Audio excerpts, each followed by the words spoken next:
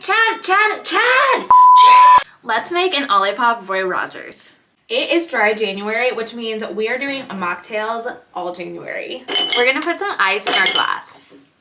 And yes, I'm touching the ice because I'm the one who's going to be drinking it, so it's fine, okay? It's fine. We have our glass of ice. Then we're going to go in with the grenadine.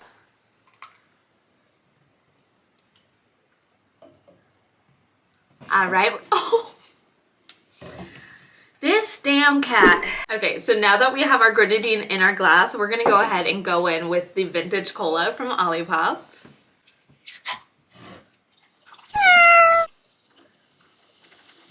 This stuff is so delicious. All right, and lastly, we're gonna go in with some maraschino cherries. Oh, and they have stems. You have to have the ones with stems. That way you can pluck it right out and eat them while you're drinking your mocktail. 3 cherries right on top. That, folks, is how we make a Roy Rogers mocktail with Olipop.